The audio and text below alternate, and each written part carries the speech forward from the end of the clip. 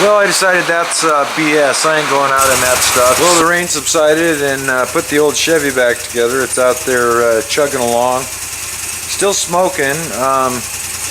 Couldn't figure out how to get the gas out of it. I pulled the line off down below the tank, underneath the truck, but could not get the old fuel to come out of there. So I abandoned that, stuck a dipstick down in, figured out it had maybe, I don't know, 5 or 6 gallons of that turpentine, whatever was in there. So I dumped another 5 in there of some fresh regular, and we started it up. She's still smoking.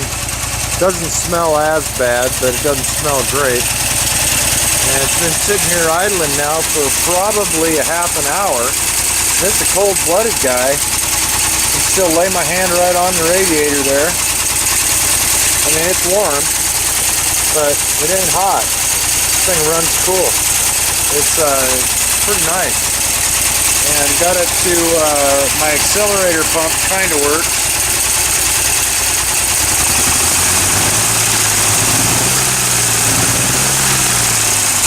Got this little valve down here. I was hearing the knock. There's a little valve down here on the exhaust. You can see it right there. Just clacking up and down. Anyway, it's part of the warm-up thing. Anyway, it's like a little, sounds like a woodpecker. I thought I had a knock or something in here. See that old guy just flapping down there. But that's the way it does. Not used to the 6-cylinder sound yet. The old exhaust is way up there, just behind the cab.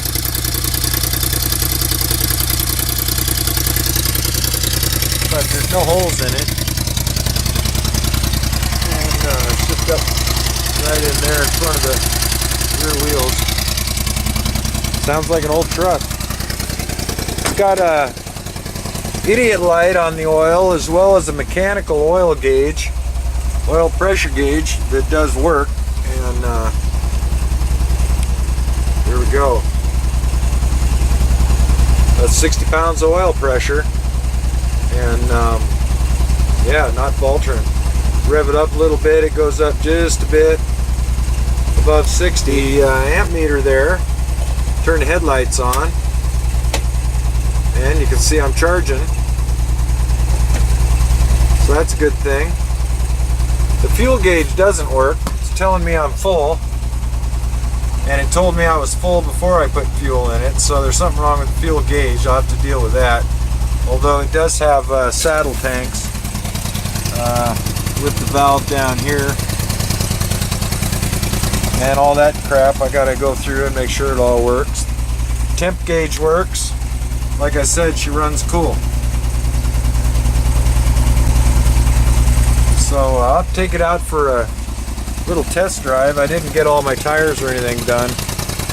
The tires that are on here are just cracked.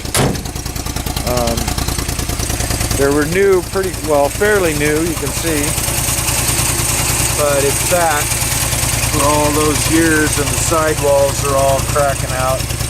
This one's not as bad as some of them. This back one here is really bad, so they're not roadworthy. This back wheel here is one of the factory ones, and those are the ones I'm going to mount those other tires on. I peeled the tire off of one of the spares that was back here, and there's the other one, and then the ones that are on the rear of the truck are factory originals. And I'm going to peel them off and sandblast them and paint them all white. These later ones that he bought are a deeper offset, which are kind of cool, but I only got 2 of them and I don't want to run different offsets. I think I'm going to go ahead and put the old factory wheels back on it. Anyway, if I take it for a spin today, I will bring you along.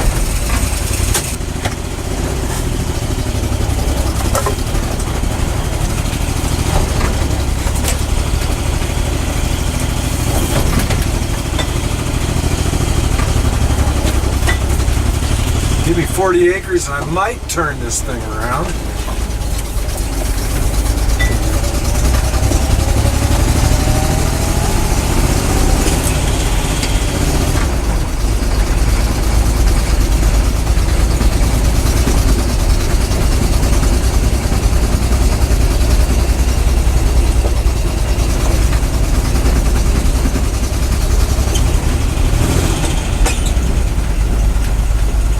gonna need work. One thing I do know is the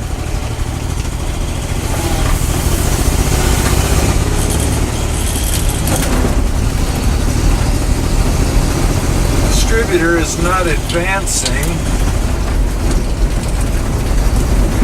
The vacuum is not working on it. So I'll have to take the distributor apart and clean it up a little bit, I guess.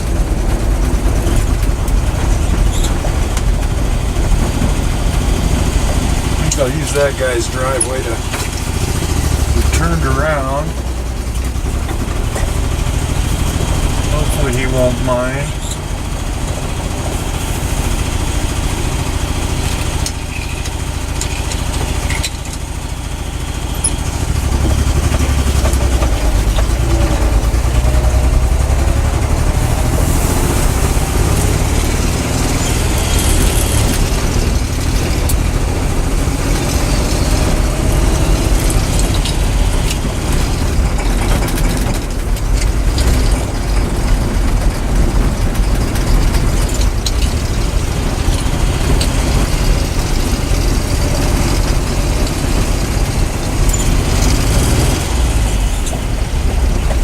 Definitely some issues left.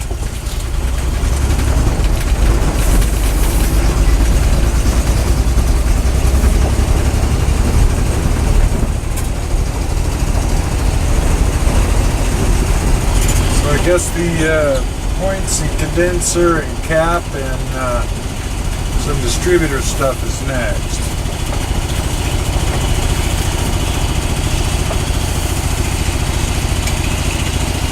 Sound funny? Sound the same as it did? Yeah. Sounds like an exhaust leak. Yeah, it's not an exhaust leak. I don't know what the hell. I think my distributor is not advancing, for sure. It doesn't rev when I'm under load at all. So,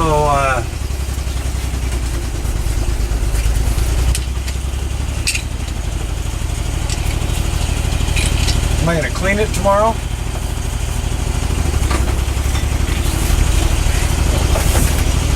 Manual steering on flat tires. Jesus.